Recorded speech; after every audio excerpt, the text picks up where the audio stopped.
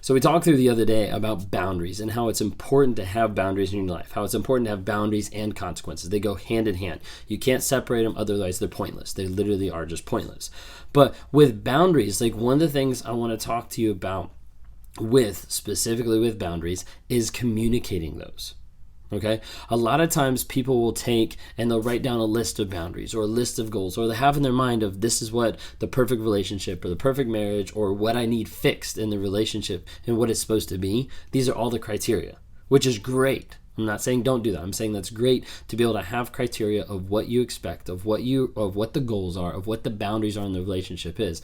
But what I would say is you have to be very, very careful about who and how much you share those. Okay, hear me out. If you have a boundary, let's say, hey, my boundary is you no longer go to bars. Okay, simple boundary. Okay, you struggle with alcoholism. My boundary is you just no longer go to bars, period. Okay, so you tell that to the narcissist, boom, hey, they no longer go to bars. Magic, it's fixed. The relationship is getting so much better. Everything's working out perfect because they're no longer going to bars. Did it fix anything? No, because they're still sleeping with someone on the side. They're still meeting up with their buddies and drinking and getting, flat out drunk. Like, they're still going to find a way around it. Okay, and oftentimes with a narcissist, they will meet that criteria for a period of time until you feel like everything is back to normal. Then they will lie and sneak out and go back to the bars anyways. Just using it as an illustration. If you give a narcissist a boundary or a goal, do not be surprised if they meet it. Do not be surprised if they meet it within the first week, within the first 2 weeks, maybe in the first month.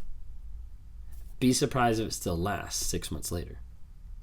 That's the difference, is if you communicate a boundary or a goal or a definition of, hey, this is what a healthy relationship looks like. This is what you need to do.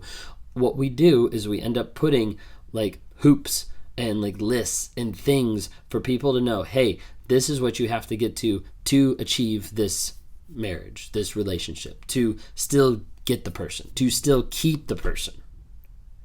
And as a result, sometimes people will list out so many different things or so many different options, or they'll say, hey, these are my boundaries, these are my criteria. And what they're doing is they're giving a giant list to the narcissist of, hey, check these boxes, lock in supply. You have to be careful what you communicate. When I talk to people on one-on-ones, when I talk to people who are in narcissistic abusive relationships, or they're trying to get out, or they're trying just to establish boundaries or figure out what is the next step, here's the piece of advice I give them. Come up with 6 boundaries / goals / criteria, whatever you want to call it.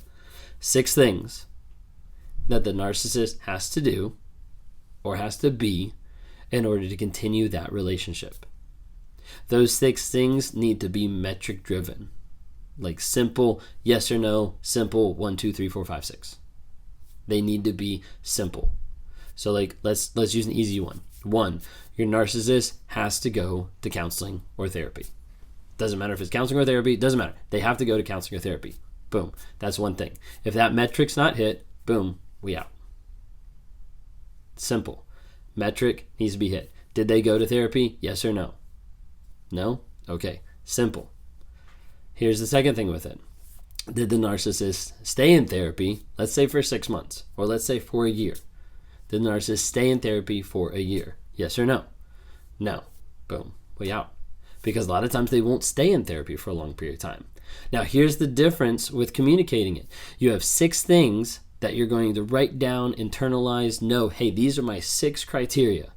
What you're going to communicate to the narcissist? 2. Again, you ask why? Because of the stuff we just talked about. You give them a list. Do not be surprised if they fulfill that list every single time. But it won't last longer than a week, 2 weeks, a month, maybe 6 months. But what you'll find is when you give them those particular lists, if you give them a list of criteria of what they have to do to be able to keep the relationship, oftentimes they will meet it at that level. They won't go above and beyond, but they'll meet it at that level. And then a couple weeks down the road, they're back to abusing you the same exact way. So what we need to do is we set those quantifiable goals, okay? Yes or no answers, or how many times, 1, 2, 3, 4. You set those quantifiable goals. You have 6 goals, and you tell the narcissist 2 of them. Now the other 4, so in the illustration, the first goal is the narcissist goes to therapy, Okay, let's say the third goal, the one you're not telling the narcissist, is he has to be in therapy for 6 months. Okay, you don't tell the narcissist that. You don't tell the person in your life, hey, I expect you to get therapy and I expect it for 6 months. No, you just say, hey, I expect you to get in therapy if you want this relationship to work. And then you wait and you watch and you see, is there honest vulnerability and is there consistent change? Because if there's not those two things, it's not going to work out, because you can't build a relationship on a bed of lies. So as a result, you don't tell them, hey, I expect to see it 6 months down the road that they're still in therapy. You just wait. 4 months down the road, 2 months down the road, they say, oh, I just wasn't getting it with a therapist. I didn't feel like it was working out. Like, I'm just going to move on to the next person, whatever it might be. And so as a result, they leave therapy. That's on your criteria list. That's on your boundaries. That's on your goals. That's on the things that need to be met for this relationship to work. Right then and there, it's a metric, it's quantifiable, it's something that's a yes or no answer. Were they in therapy for 6 months? No. Exit. It's that simple. Now, I'm not trying to make it like simple as far as like, hey, like you're stupid if you don't follow this. No, I'm not trying to say that. I'm just trying to say you have to get down to the part where you're going off metrics and facts, because if you don't focus on facts, you're going to be sucked in by emotion every single time. The narcissist will manipulate you every single time. Some of the people that are watching this video, like, leave comments, because you've seen this, and there's more people that understand. You've seen the master manipulator at work. You've been pissed off and mad at this person saying, hey, I don't want you in my life anymore. And you get a text and you pick up the phone and you respond to them, and all of a sudden you are back in their life, or they're back in your life. You've kicked them out of the house and you get a call from them and you're like, I hate your guts. I don't want to hear from you ever again. And all of a sudden they're back in your living room living there again. Some of you have seen it. Some of you have experienced it. Some of you have lived it. They can manipulate back so easily. So you have to be careful. You have to set boundaries. You can't tell them all the boundaries. So some people ask me, they're like, do you know what your boundaries are? I'm like, I know a couple. You know, for Kayla giving me boundaries, I know, one, don't cheat again. Don't even think about it, or she's gone. And I also know, don't stop growing, don't stop changing. Okay? If either one of those things I stop doing, or I start doing as far as like cheating, then she's out and I know it's done. I know for a fact, because she's actually told me, I know that there's other boundaries there. I know that she has other boundaries in her mind that I don't know about. I don't even know of a way to know about. I don't think she has them written down, but I know that she has those. So as a result, I know that my goal and my growth is solely dependent on me wanting that goal and that growth. Not on her, not on conformity, not trying to be a certain person for her, not trying to be a certain person for everybody else, but to be a certain person for myself, saying, hey, this is the shit I've been through. This is the direction I want to go. So I'm going to do that, and I'm going to work on bettering myself every single day to be able to help other people avoid this type of stuff.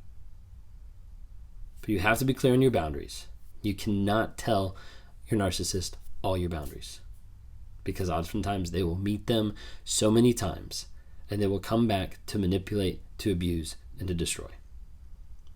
If you like what you watch here, please subscribe. Please leave some comments just letting you know how this video affected you, or if you have seen stuff in this video that you're like, hey, I identify with that. And what you'll be surprised to see is more and more people that comment that say, I've been through that exactly. I've dealt with this so many times. I've seen the narcissist like meet the criteria that I gave them every single time, and then 2 weeks later, it was back to hell on earth.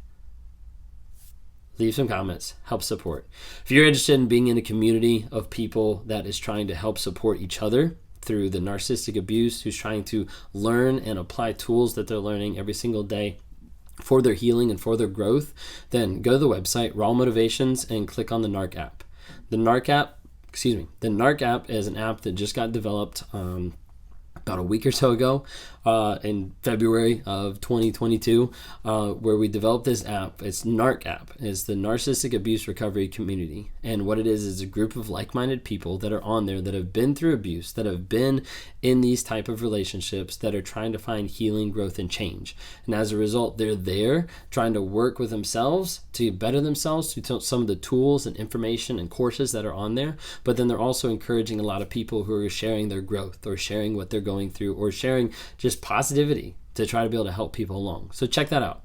If you're interested in talking one-on-one, would love to talk to you. If you go to that website again, rawmotivations.com, click on one-on-ones, I'd love to be able to talk to you. I talk to two different types of people.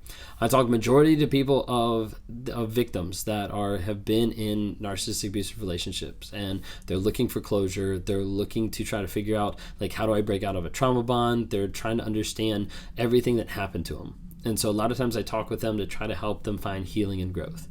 I also talk to, every once in a while, they don't contact as much, obviously, but I do talk to people that either are narcissists or say, like, hey, I've got narcissistic traits. I'm not sure what to do. How did you work through it? Different things like that. And we sit down and we talk. Because I do think that there is hope for people out there if they're willing to be honest. If they're willing to be honest and accountable for the things that they've done, admit to it, and start working on that change. It's a lot harder than what it looks. It's a lot harder than even what it sounds. But there's people out there that do reach out. Do I hear back from a lot of narcissists? Nope, I don't. There's a lot of narcissists that talk to me or say they've got narcissistic traits. We have one meeting, never hear from them again.